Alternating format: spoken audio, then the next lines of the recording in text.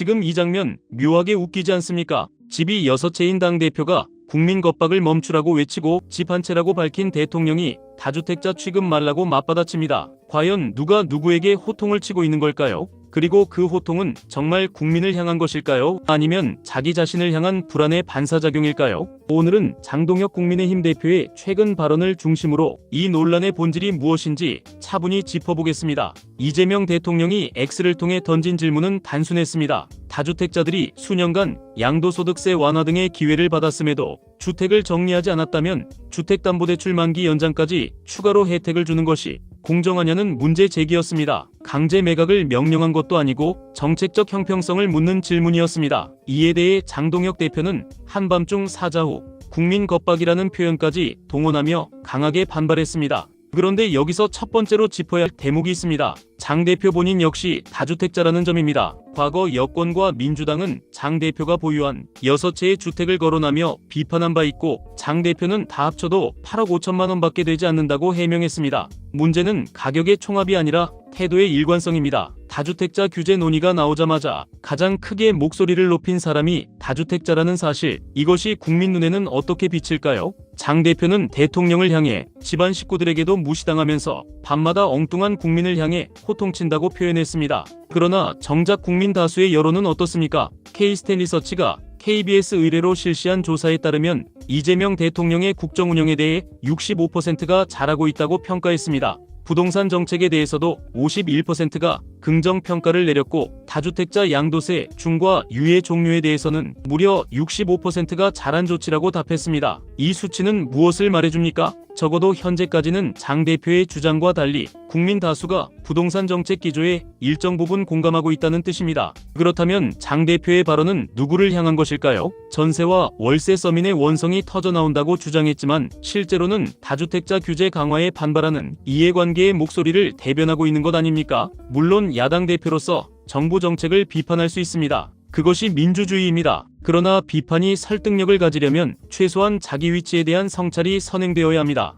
장 대표는 대통령이 집을 팔면 나도 팔겠다고 말한 바 있습니다. 이 발언은 일종의 정치적 맞불이었을지 모릅니다. 그러나 국가 정책을 개인 간 재산 비교의 차원으로 끌어내리는 순간 공정 논쟁은 사적 감정 싸움으로 변질됩니다. 대통령의 분당 아파트가 얼마에 거래됐는지를 따지는 것과 다주택자 정책의 형평성을 논하는 것은 전혀 다른 차원의 문제입니다. 정책은 가격이 아니라 원칙으로 평가받아야 합니다. 더 나아가 장 대표는 민주당을 향해 사법 파괴 법안, 공소 취소 의원 모임 등 강도 높은 표현을 쏟아냈습니다. 부동산 논쟁에 사법제도 문제를 한꺼번에 엮어 공격하는 전략입니다. 하지만 이렇게 모든 이슈를 한 바구니에 담아 던지는 방식은 오히려 핵심을 흐립니다. 지금 국민이 묻는 것은 단순합니다. 다주택자가 추가 혜택을 받는 것이 공정한가 아닌가입니다. 그 질문에 대한 명확한 답 대신 정치적 수사를 겹겹이 쌓아 올리는 것은 본질 회피로 보일 수 있습니다. 이재명 대통령은 저는 1주택자라고 밝혔습니다. 대통령 관저는 개인 소유가 아니니 다주택자 취급하지 말라고도 했습니다. 또한 다주택 매각 권유가 무주택이 되라는 의미는 아니라고 선을 그었습니다. 여기서 중요한 것은 대통령이 최소한 정책 취지와 자신의 입장을 구체적으로 설명하려 했다는 점입니다. 반면 장 대표의 메시지는 주로 감정적 표현과 위기 프레임에 집중돼 있습니다. 부동산 대란, 지지율 모래성, 국민 겁박 같은 단어들은 강렬하지만 대안은 보이지 않습니다. 정치의 역할은 공포를 증폭시키는 것이 아니라 이해를 돕고 대안을 제시하는 것입니다. 만약 장 대표가 진정으로 서민주거 안정을 걱정한다면 다주택자 규제의 부작용을 구체적으로 분석하고 어떤 방식이 더 합리적인지 정책 대안을 제시했어야 합니다. 예를 들어 임대 공급을 늘릴 수 있는 인센티브 구조, 세제 개편의 단계적 적용 방안 등 실질적 논의를 꺼냈다면 훨씬 설득력이 있었을 것입니다. 또 하나 주목할 지점은 상징성입니다. 지금 대한민국에서 다주택자는 단순한 부동산 보유자를 넘어 자산 격차의 상징으로 인식되는 경우가 많습니다. 청년 세대는 내 집 마련의 문턱을 체감하고 있고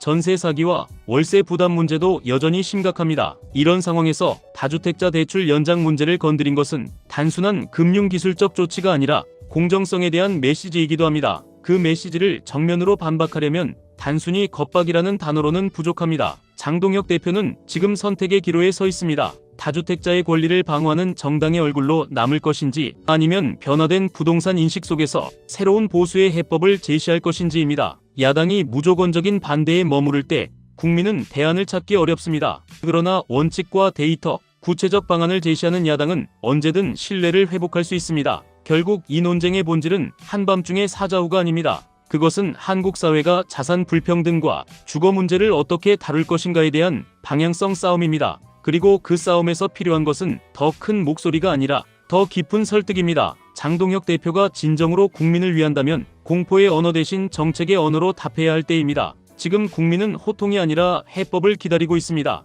영상이 유익하셨다면 구독과 좋아요로 영상 제작에 큰 힘이 되어 주시길 바랍니다. 감사합니다.